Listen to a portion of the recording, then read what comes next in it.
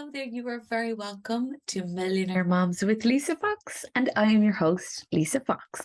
This is the show where we are going to get so very fucking intentional about becoming millionaire moms together. It is my personal way of bringing you along with me on the path to our mutual destination of being millionaire moms. I really believe that we rise together. So as you know, every month I bring you a special guest, a millionaire mom who's actually making millions in their business. These moms that I bring you are just like you and me. I work hard to make sure I'm bringing on women who are relatable. And what I do is I pick their brains, I find out their secrets. But mainly what I do is present women to you that you can relate to and really show you what's possible for you. This month, I'm really excited to introduce my guest, Joy Bufalini. So Joy is an award-winning coach. She has been featured in Entrepreneur Magazine, O Magazine. She's using her signature Simplify to Multiply method, in which she helps her clients quantum leap their business growth without doing any of the launches, the sales funnels, the long sales calls that don't end up going anywhere, or any complicated strategies that just don't lead to results. This is her 11th year in business, and she has 3 cats and 3 college age kids. I love this conversation with Joy so much because, well, first of all, her name really suits her, Joy. She is an absolute burst of joy and a ray of light. But really what Joy will absolutely do here is challenge any limiting beliefs that you might have around being a successful woman and a mother of special needs children. She has had an incredible life, and I want you to know that it absolutely wasn't always easy for her. She says herself that she has a gift for making the complicated very simple, and this is what she did in her former career as a maths teacher, and now really brings into her business Simplify to Multiply. And it's what she does for her clients now and how she has actually made millions herself. I really hope that you enjoy this interview as much as I did. I give you Joy. Welcome to the Millionaire Mom Show, and you're so welcome, Joy. It is an absolute pleasure and privilege to have you on the show. Thanks for having me. I'm so excited about this conversation, Lisa. Me too. Me too. I've been following you for quite a while, Joy. I met you in the, I think, Money Boot Camp. Is that correct? In that community, which is a wonderful community. And there are certain people in that group that I've always been inspired by and have always helped me to really feel like if she can do it, maybe I can do it too. And you are one of those women. So thank you so much for being that for me. Thank you. That really warms my heart because that's so, if you were to ask me, like, what's your real mission in life? It's to give women hope that they can do it too. Yeah. Whatever their dream is, they can do it too, because I was the least likely person, it seemed, that would be having a 7-figure business, really. So we'll have to talk about that backstory. Yeah. Well, I'm really interested to hear that because it really resonates with me because I talk about confidence a lot, and my reason to talk about confidence, the reason that I'm so passionate about it is because I was the person who had the least amount of confidence. Like, I felt like I was so far behind everybody else. And really, like, when I looked at everybody else, I thought, well, everybody's better than me and everybody's more confident. Everybody knows more. Let's normalize that too, because I think we all experience that at different points, right? That we just think I'm not good enough. Oh, look at them. And it can eat at you if you don't really pay attention to it and be intentional about shifting that, right? Yeah. So let's dig into the backstory then. Why not? That's a good place to start. Great. Tell me, because the first question I like to ask is, tell me about your success story, but obviously it starts with the backstory. So go for it. Okay, awesome. So I have a background as a math teacher, middle school math teacher. Like, that's what I did right out of college. And for 4 years, I was a teacher, and I thought, oh, I always wanted to be a teacher. Now there's it's an identity. There's an income level associated with that. Like, this is what a teacher makes. It doesn't go much higher than that. Yeah. And I was totally happy and fine with that. Yeah. And then suddenly I'm pregnant with twins. Oh, wow. How exciting. Well, I'll stay home for a year or two, go back to teaching. Well, things turned out a lot differently because my twins were born 10 weeks early. I had preeclampsia. My daughter, I had a boy and a girl. My daughter had brain damage. My son had some issues at birth too. It was like, whoa, whoa, whoa, whoa. Life has turned upside down. Yeah. And guess what? I never went back to teaching. Yeah. And it's been such a journey. I was a stay-at-home mom for 10 years after that. It was just Wow. a third 2 years later. But my daughter has cerebral palsy, autism, nonverbal, in a wheelchair. Like, it required so much of my time and energy and attention. Mm. So I kind of went into a different identity then. I had a lot of confidence as a teacher. I was a great teacher. Students love me, parents love me. And then stay-at-home mom, you sort of lose yourself a little bit, Yeah. And there was, literal trauma that happened during that time. Yeah. A lot of like introspection of like, you question everything. Why, God, did this happen to my daughter and me? And, but it really took me on this like deeper emotional journey of like what I really believed and what's my purpose for being here. And I knew it wasn't teaching anymore. So I found out about in my journey of like seeing a counselor and doing some trauma release. I went on to the next step, and it was 2010. And I found out about this thing called life coaching. I was like, what's this? And I started working with a life coach because I just wanted that sense of purpose and confidence and who am I? And I don't want to be just mom, although that was great. I Yeah. really feel like I had this desire for more and to help people. So guess what? Within the year, I became a life coach. But I was sort of like still hiding my business, right? Yeah. Because nobody else in my world knew what online business was or coaching was. Like, is that sports? Is that a sports coach or something? Yeah. Everybody knew me as the teacher or the mom to my kids, So I spent the first 5 years, and it was a bit of a journey, like kind of hiding behind my computer. I got some clients from some referrals and some networks. I ended up coaching with a group of entrepreneurs, and suddenly I was mindset coaching, some online business owners. I'm like, oh, this feels more like my zone of genius here. Meanwhile, I had some limiting beliefs because I thought I have all these extra things on my plate. So my twins were 11 or 12 then, but not developmentally at that level. Amber, my daughter, I still had to change diapers, and every area of physical care, feed her, she couldn't self-feed or anything. So I had all these extra things on my plate, and I'm like, okay, I need to make more money. Like, you kind of get to that point. I need to make more money, or I need to like go get a job, because kids are getting expensive and medical costs and all that were building up and debt was building up. But I really had this limiting belief that I could only grow so much because I've got all these extra things on my plate. And like you said earlier, I'd see all these people rocking it out and all these people that I followed, like, oh, it'd be so awesome to be her. That's not possible for me. Yeah. Like, we can have limiting beliefs. If you have young kids at home or you have extra things on your plate, you think, oh, I can't be that type of brand. So it was sort of my old story of like, as a teacher, I never made more than $40,000 a year. My dad never made more than $40,000 a year. Like, oh, I joined Money Boot Camp in 2015. Hard to believe it goes that far back. And I realized like, oh, I've got some, belief blocks here. No wonder I'm not making the money I want to be making. And I realized it was a confidence, self-esteem, like really claiming it. Yeah.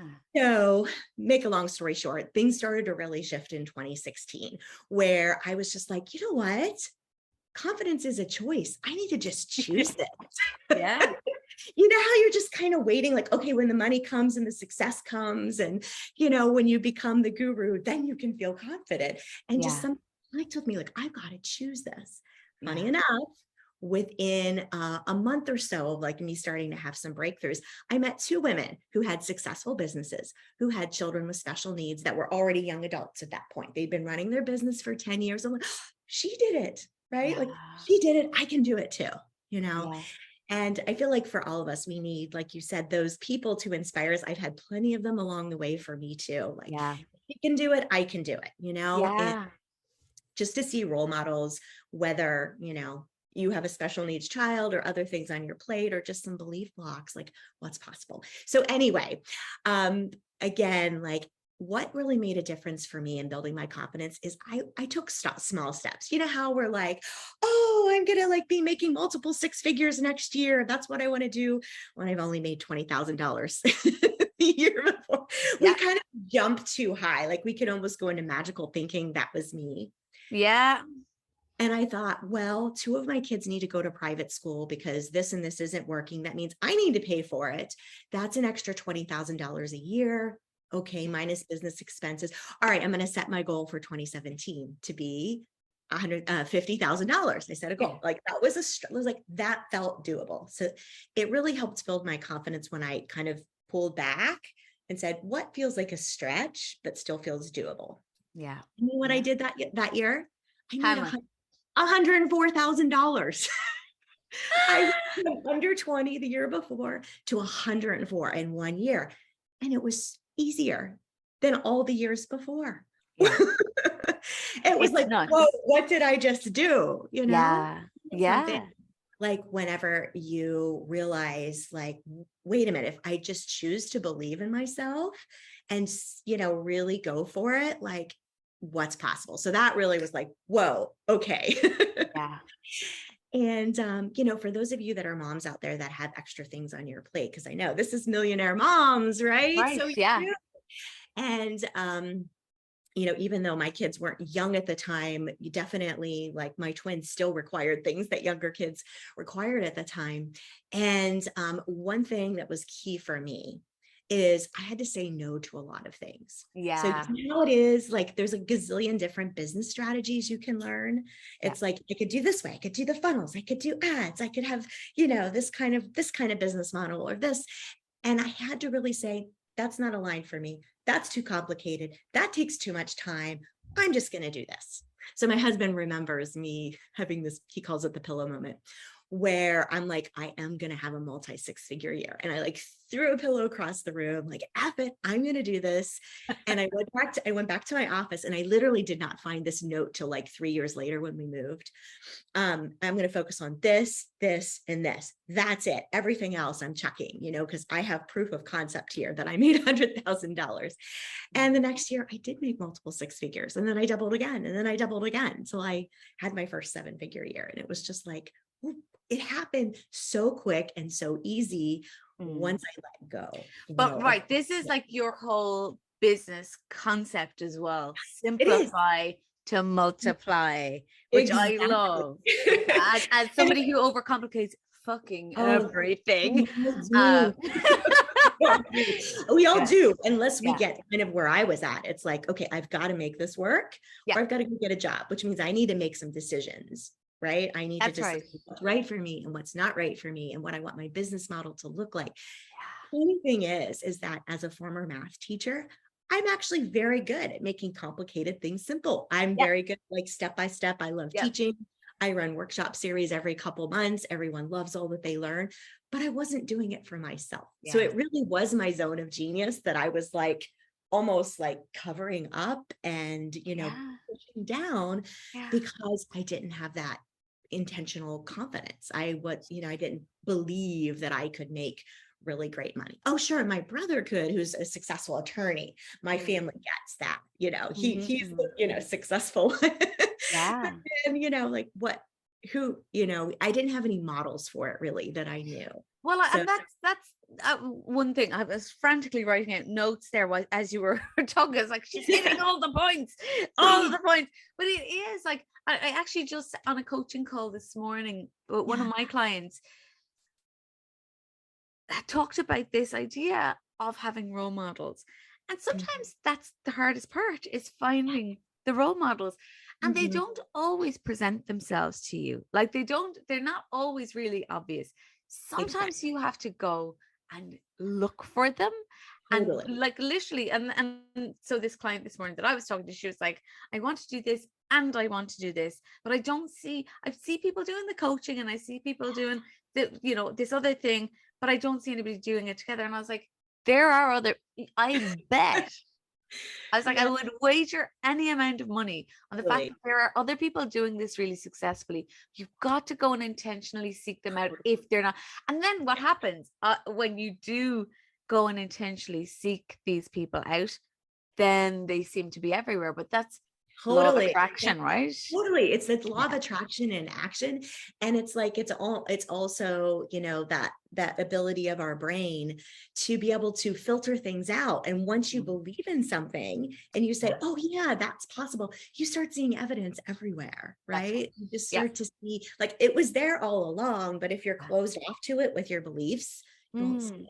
But talk to me about the limiting beliefs, Yeah. because I think obviously Yeah. everyone's limiting beliefs is usually the one and only thing that's really stopping them from doing the thing that they want to do.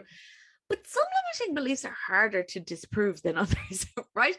So I can imagine for you as a parent, especially the mother of children with special needs, that's a tough one to get past. Yeah, it is. It is. And, it's funny because I had had no previous experience as that, right? It was like a new role for me, obviously, that, as a mom, you just do what you need to do for your kids, Yeah. and you almost don't think about it, of sorts. And it was really about, me. I had somebody else say this to me, which I felt was helpful. She said, be your own evidence. Yeah. I was like, oh, be my, that, like, I have a little bit of a maverick rebel streak in me, where I'm like, I want to show you, or I'm going to do it my way, Me and too.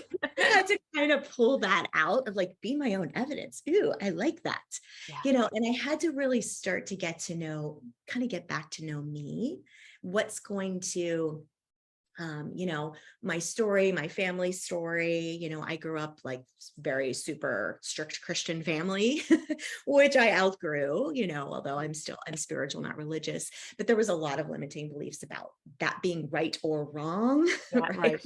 Mm-hmm. And not having family support per se. It's just kind of like, what's this thing she's doing? And it sounds a little woo, I don't know. Anyway. Yeah. So yeah, it's the other thing I would say, it's about like deciding to be your own evidence and really like embracing your strengths. And sometimes that takes some self-reflection. I work with some mindset coaches who helped me to see things that I couldn't see. That was really important. Honestly, the strategy side of things, I didn't hire out till much later because I actually was pretty good at that naturally once I really got past these, belief blocks, and sometimes you can actually leapfrog past some of your belief blocks. I found once you have a simple strategy and you get the momentum going, it's like, oh yeah, I'm a little afraid, but I'm going to do it anyway. Oh yeah, I hear that old belief like in the background, bye. And you kind of go take this step or make this investment or make this decision or set this income goal. And I feel like it gets easier. It's not like you don't have them sometimes still, but it gets easier the more you move past them, right? You see, this isn't going to stop me, it's so good. And I always say this, it's like, once you get one piece of evidence, hold on to it.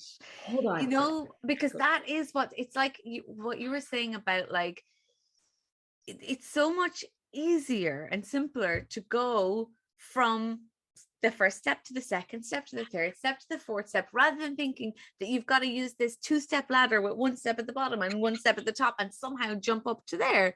Totally. Yes. Yeah. But I feel like, like for you as much as me, we really have to be, and not just you and me, I really feel like anybody who's really very successful, right?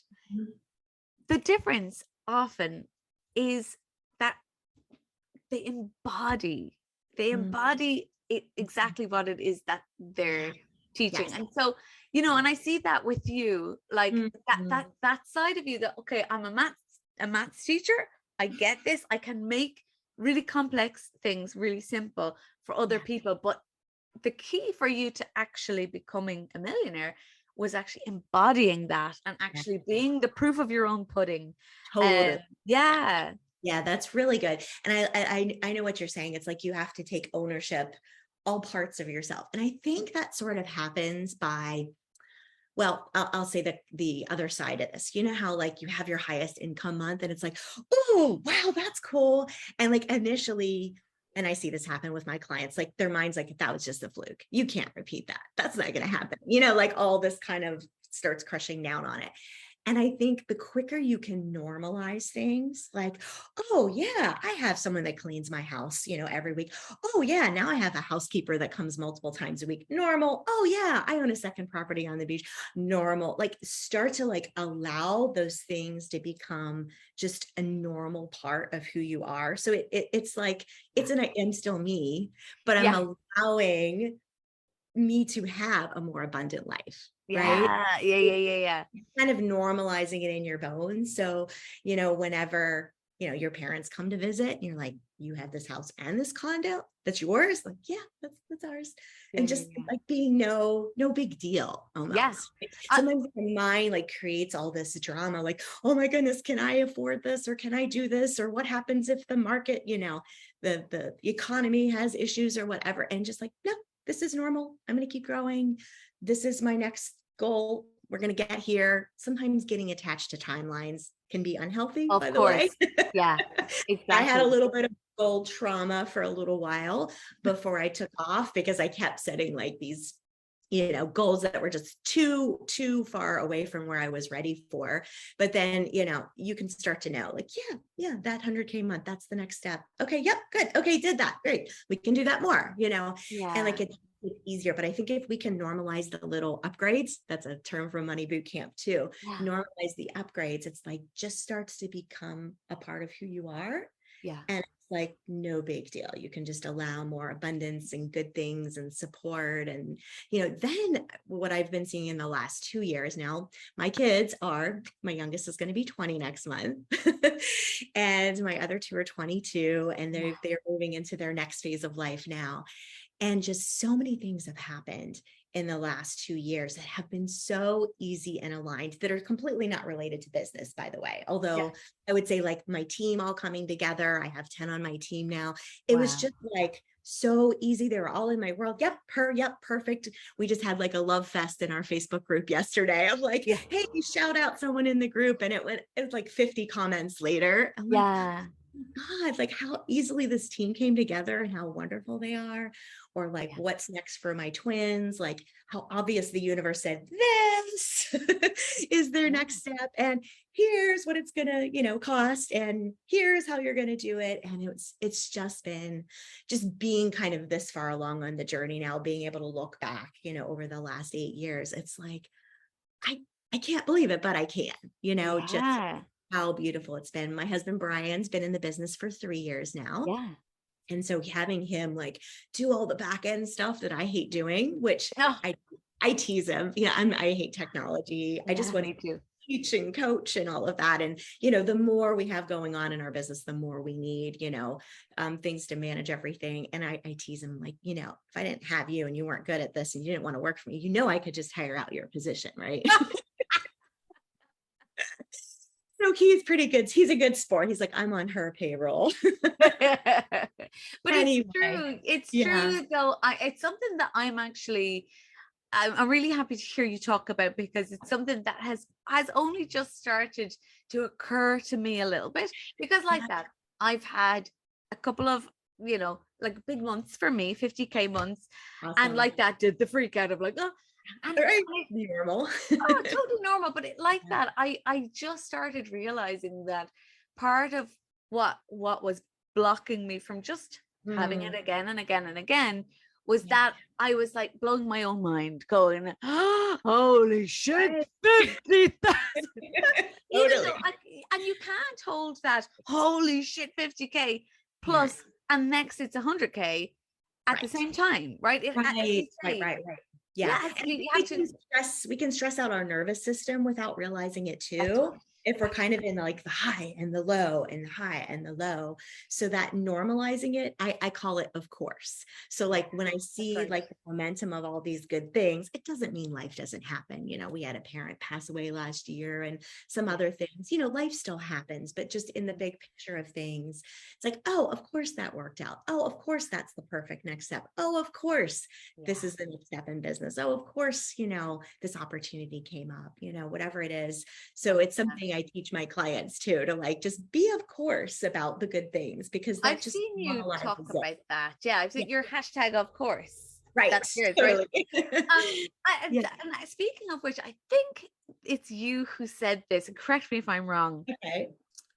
in a group, probably Money Boot Camp, I'm not sure, where I can't remember how it came up or whether I posted about it or somebody else posted about it, how to deal with the old aunts and uncles and next door neighbors and people who might be triggered by your success, or people who just can't stand to watch what you're doing or don't get it. Yeah. Yeah. What do you do? What Oh, do that's a you do? great question. So my biggest fear was exactly that, like a family member calling me out because of some background beliefs that they still hold about people who have money, or if they don't, if you don't fit into their box. And I had like my worst fear happen in 2016, that year that I really like started having these big breakthroughs. And this was actually part of it. So story, not to go into too much detail, but my brother, who's an attorney, called me out and wrote me a lawyer letter. What? I sent it to my parents about how stupid and gullible, and he can't believe like the things I'm sharing on social media, and like personal development books, and it was like, oh, that was my worst fear. Of course. Okay, I'm going to tell him what's what. And instead of like my husband wanted to go punch him, Of course. Of course. No, I'm going to handle this. And it was so important for me. I'm going to handle this. Send him a text, meet me at Panera at 8:00 tomorrow morning. We're going to talk. Yeah. And it was such a big moment for me, like not to freak out and not to feel like I have to defend myself. And I said, this is who I am, like it or not. And, blah, blah, blah, blah. We went on for an hour or two. I met him in a public place on purpose. Yeah. And, I said, we're not talking about this ever again. If this is your opinion, it's never coming up again. And I really just like, it's boundaries. Like if somebody is going to mistreat you, and we probably didn't talk for a year after that. I was going to ask. Yeah. Okay. It was okay. And then it just sort of warmed up again. And we just don't talk about that subject. We've not been close anyway. But that also like got my parents like, what's she doing? What's this thing? Blah, blah, blah.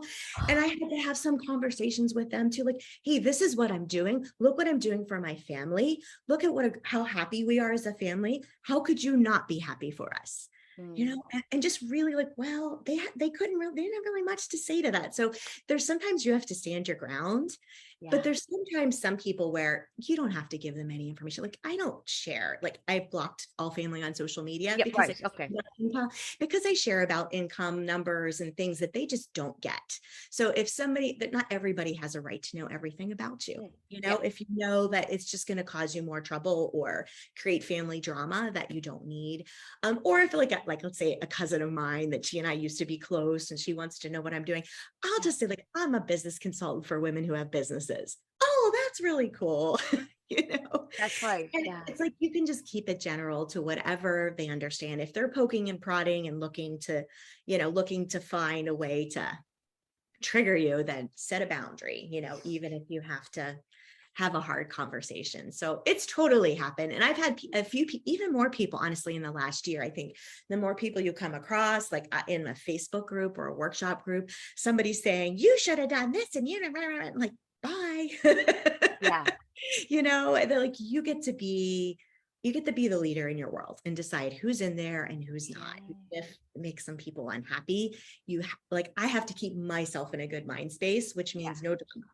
Yeah. And I think that I feel like it's the biggest reason that stops women especially from really pursuing what they were meant to do.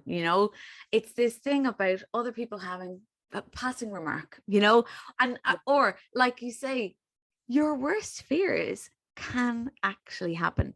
And I know that for a lot of people, it's just not like, they're like, okay, well, that's enough said. I'm not even going to entertain the idea of doing that.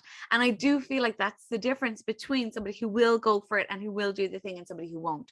Yeah. But I think that's just such an important thing to say.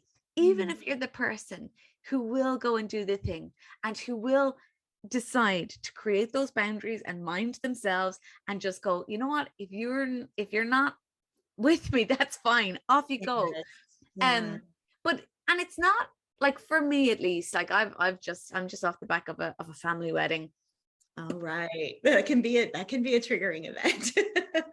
And you know what, Joy, for the most part of it, people Yeah, are supportive or they don't say anything, which you're is right. perfectly fine by It's- me. They don't know what But to ask sometimes, or they don't like, okay, that's neat, yeah, whatever. And most people Right. don't care, but there Yeah. will be the odd person. And I had a person quite close to me actually at the wedding, uh, be quite rude to me. And it was the first time actually for me. Like I've had comments before, I've had, whatever, but it was the first Yeah. time that I felt like, oh, oh, that's not nice. That's really, and from Yeah. somebody I would have expected more from. So, Mm, and that's why it came into my head. I was like, yeah. I remember somebody saying that what they do is they just block. That's like, and I was like, I think that was Joy actually. And I was just like, I just literally found family member on social media and Yeah. blocked them. And I was like, and And I that's always that. exactly. And I always thought, you know what, if they ask me about it, which no one has in 3 years, by the way, if they ask me about it, I can just say, I'm using it for business now, which is exactly true, right? Yeah. I've Yeah. created it, my community of business. Yeah. I text for family, send pictures, the kids or whatever's going on. Yeah. And, I think there's something important to be learned here too, just in my years in the industry. It's important to be open to constructive feedback Yeah. if it's from a person that really understands context, right? I don't think it's a good idea to just block anybody who has any opinion I don't like, right? Yeah. It's like to be really thoughtful and say, does this person have something valuable? Or sometimes, somebody in your world who questions something or says, maybe that post could have been a little more, maybe it could have been a little more, whatever, blah, blah, blah, blah. Like, I'm going to think about that next time. And I might say to someone, I really appreciate you sharing that. That's a really great insight, and it's not like they're attacking, No, but even somebody who's attacking, sometimes it has good things for us to that's learn. right. Oh, Experience. absolutely. I learned so much from the comments and the criticisms and the lawyer letter and all of that. I had so much to learn. Like it gets you to really kind of own, who am I and what do I Yeah. believe? Am I really willing to stand behind this? Yeah. I think Yeah.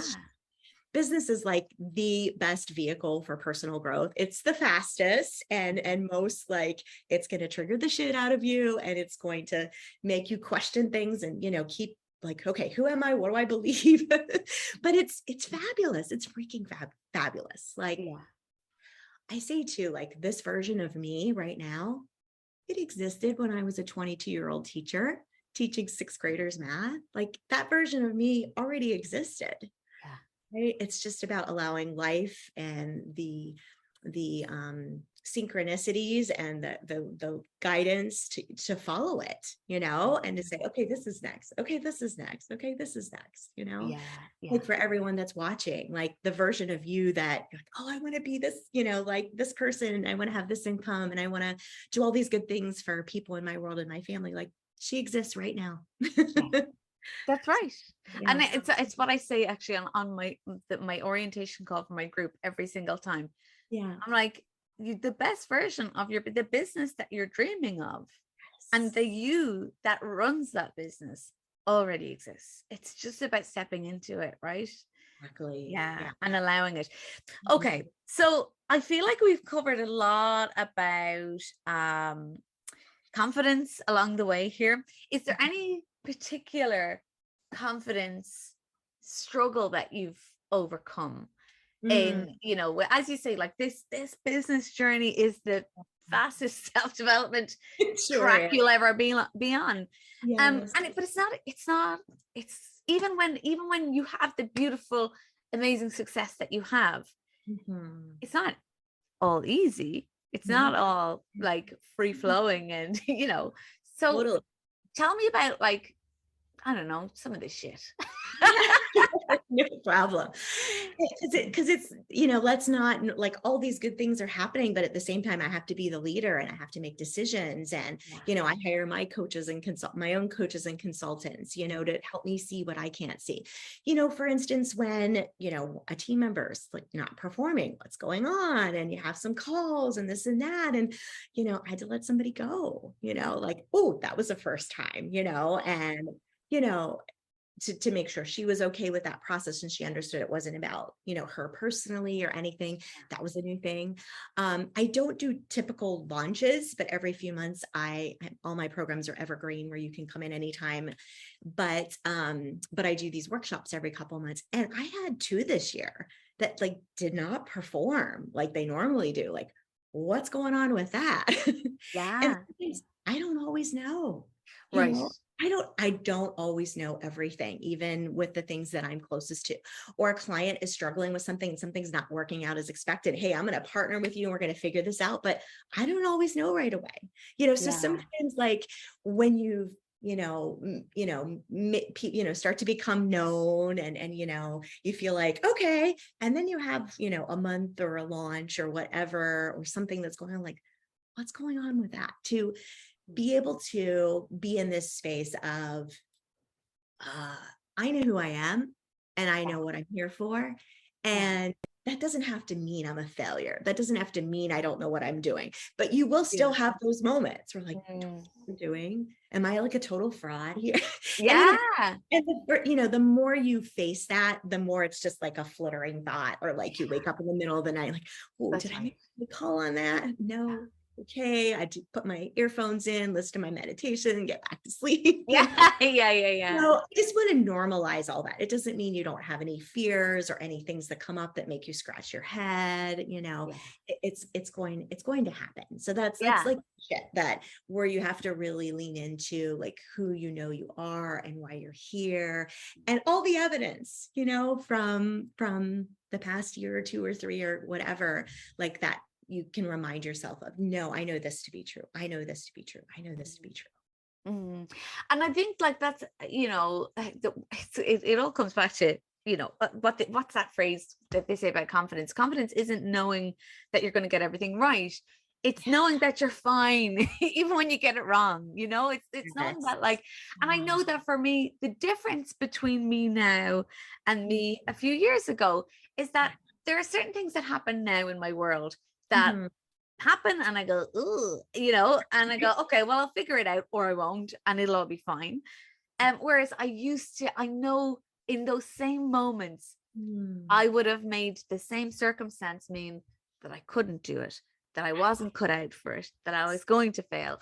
And I think I had that same experience, well, probably quite different, but of having to let go of somebody. And I think that's the hardest thing that I've had to do so far. And it is, I know that in the past, I would have gone, that I don't have the heart for this. I'm not tough enough. I know I care about people so much. I have to watch the people pleaser side of me, right? That will just be like, oh, we'll just make it work. Or, oh, this other team member compensate for it because I don't want someone to feel bad. But ultimately, I won't share the whole story. I can see months later that was absolutely the best decision for our team. It was best for her too, because I saw what happened next. Like, see, I trusted my gut that was the right thing to do, because I think we want everyone's best good.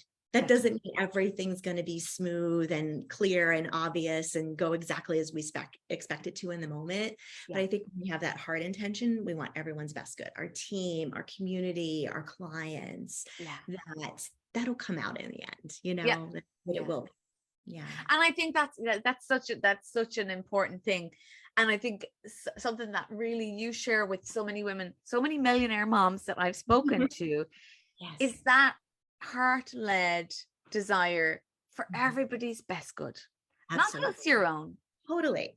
And it's not always easy decisions, but it's always in everybody's best interest.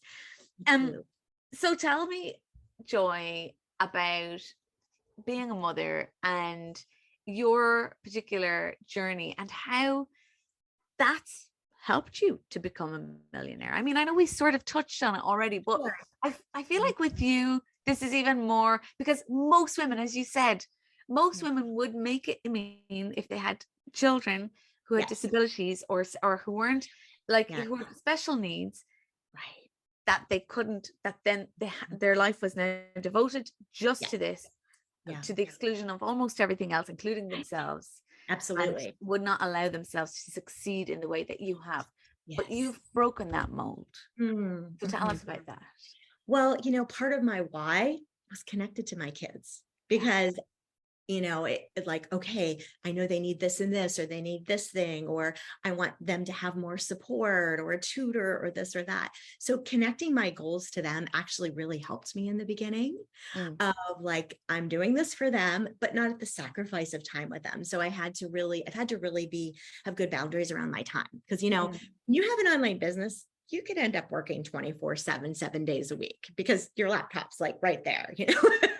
So, like having really good boundaries, like my laptop stays in here, and know when I'm done for the day, 3, 4 o'clock, I'm done. Don't come back in. When does my day start? Like having really good boundaries around that and flexibility when things happened, like COVID and kids are home and we're having to tag team with things. And I was like changing diapers in between coaching calls. My daughter had behavioral issues. I get bit and pinched, and I literally like be all teary eyed and Oh having to God. go and come up, switch, have to keep switching gears. So I think like having good boundaries, be flexible with them though, when life happens, your kids are sick or, whatever needs to happen the day, or there's a surgery or something like that, which I've totally had. And also, I found, sometimes this is unhealthy, but sometimes it can be really healthy, is compartmentalizing. Like, okay, Yes. I'm in this space with my clients right now. Okay, I'm in this space with Amber right now, which means like I don't have my phone nearby. I'm not checking business stuff, like to really be like, I'm doing this now. Not, you might get interrupted, something might happen, Of not course. to freak out, but I think to really like be clear on what mind space you're in right now. I think that Mm, when you've got so many things to think about and just things going on in the course of a day, that's really helped me. And it's funny because what I found is when you give yourself clear boundaries on like, here's my work hours, yeah. today or this week, because every week can look a little different, Yeah. you stick with them, you will get things done in that period of time. But Oh, I need to learn that. if you give yourself all day, or if you keep pulling out your laptop or work on your phone at night or in the weekends, it's going to take all that time to get done. How long is a piece of string? It's literally, but I agree Yeah. with you, and Yes. also Right. I'm learning it. Like even from the point of view, Joy, of having 2 weeks holidays, I was Mm. like, for the first week, it was all about teaching myself how to have a holiday and have an online business, and like, having the Stay having off, delete, how to, not delete. I delete apps on my phone just to make sure I don't like, oh, let's just check. well, that's what one thing that I Yeah. actually realized I needed. It was only in the second week. I was like, I'm going to Mhm. delete Voxer off my phone for the week. I can reinstall it when I come back, Right. and then Yeah. that also led me to go, actually, my clients really don't need me on Voxer. Most of them, like my I was Voxering with people in my group. Yeah. They don't, Yeah. and they're not at the right price point for that. I was Right. overgiving. I was, Overgiving. Yeah. That's yeah, and Mhm. like you say, overgiving it's not actually beneficial for them either. Like No, it's yeah. not, you're not actually giving them the very best service when you give them Right. too much. You're So enabling. You can end up enabling if you're not careful. what's Right. the term, learned helplessness, and it's like, oh, and Right. but like that, once I kind of gave myself Yeah. that break and went like, okay, no, I'm actually not available. And Yes. then you actually stop being mad when a client contacts you. Because, Right. I was like, why are they know I'm on holidays? Why am I getting messages? And I was like, because I'm getting messages because I've been sending out the message that I'm available for messages. Sure, exactly. Right. Right? So we kind of teach people like how to interact with us, right? Isn't it true? Yeah, Yeah. that's right. I want to say one other thing on this too, Yeah. because I forgot about this. This was really important too. As I made more money, and even before it felt like I could or should, and we still had debt, I hired help. So like I hired a teenage girl to come to our house and get Amber off the bus twice a week. And then she would stay with Amber for 2 hours, like that after school time, because she needed so much during that time. It just gave me a little break during that time. Yeah. And I could get dinner ready, maybe work on my business a little more during that time. And then the other thing was, getting away for a night or a weekend with Yeah. Brian was huge. And so we prioritize like date night every week. And eventually like we're going away for the weekend, Yeah. hire, somebody for all 3 kids to be here. Yeah. And just give yourself permission. Like, this is for my mental health. I need break, from being a mom too. Like, I might turn off business over the weekend, but we need breaks as mom too, especially when you're Oh, carrying business and family. Like, yeah. you need just time to be just a human being, just to be an adult. And your mental health is important, number one for you, but it's also important for your kids. It's also, and it's also important for your clients. It's, it is, you, as you say, you're leading the way, and it's a responsibility all in itself to just lead how you want to lead. Absolutely. Yeah. Can I just ask you one more question on the kids thing? Sure. As you were building your business and as you were, like, okay, now you've got a team of 10, but you didn't start out with a team of 10, right? And as you went along, you realized the support that you needed. But what did it look like at the beginning in terms of balancing having the business and having your kids in terms of time? Like, how did you work it? Totally. Well, those 3 things I wrote on that paper where I'm like, I'm just going to focus on this, this, and this. Yeah. And here were the 3 things. And this is what kind of saved my hide. It's create consistent content, grow my audience, and talk about my offers, talk about my programs. Like, that's what it's all about. Really, all you have to do, right? So just forget all the programs that I bought, or courses I had on my laptop to learn to build this funnel or that landing page. I'm like, just build a community, share consistent content, and do invitations to into my program.